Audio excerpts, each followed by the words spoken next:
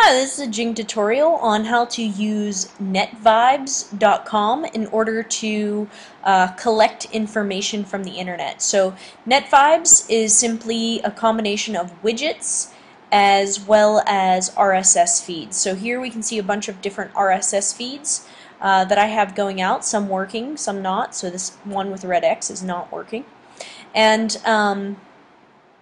so this brings content to me. So for instance, Webblogged is a website that is a blog and is constantly being updated. Instead of me having to go to this website to see if there's new content, the new content comes to me here in my Netvibes page. So does any of Pogue's new posts, as well as video contests, and even my email can arrive there too. Alright, so let's take a look at how this works. I can click the green plus sign here on Netvibes page, and I can actually add widgets. So widgets are pre-made content collectors. So for popular websites such as TechCrunch, which is maybe something that I want to add, so all I have to do is hit the little plus. Whenever I hit this little plus sign, it gives me a check mark. That check mark tells me that it has now been added to my page.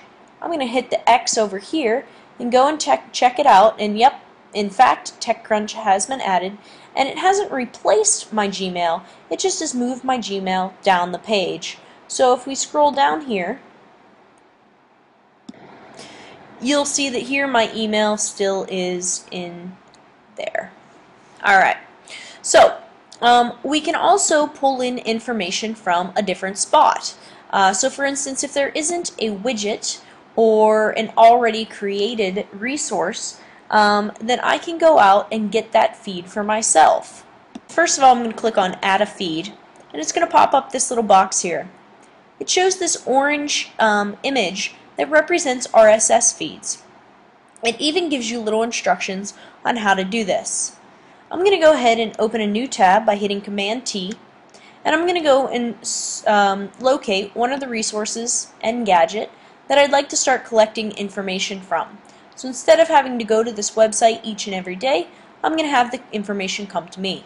I can get the RSS feed. One, I can click on subscribe here. Notice it has that same little image, it's just not orange. Two, I can click up in the bar here, and I'm using Safari as my browser, so I can click on the RSS feed and that'll pop up. Three, if I scroll to the bottom, oftentimes if you don't find the RSS feed option in those two locations, you can sometimes find it in the area down here within the text. This one doesn't offer that option, but it does once again show the subscribe option here. So I'm going to click there. Once I do so, it's going to open up this feed right here for me. Notice that it's changed visual layouts. And it's also given me a different web address. This is very important. If you try and make an RSS feed with a regular web address, it's not going to work. I'm also excluding feed : / because I find that that doesn't always work in our RSS collector. So I'm now back on my other tab, and I'm simply going to add that post, and I'm going to put http : / and then I'm going to click Add Feed. It's going to go ahead and show that it is in fact added. I'm going to click that little plus sign, and as soon as I click that plus sign, it gives me a check mark, and then I can go below and I can see that yes, in fact, Engadget has been added, and remember, it just pushed TechCrunch down. I can close this, and here I have my collection of different blogs that are coming to me with the information as they're updated. Each time I click on one of these, it opens in a nice little reader view, and it allows me to move between the different posts that have been added via this Engadget. To get back to all my other posts, I can click on General, and you'll notice that these turn to gray, showing that I've already read those articles, or that I've at least clicked on them. This is a nice and handy way of keeping track of what you need to read. The red number at the top tells you how many articles you have yet to read.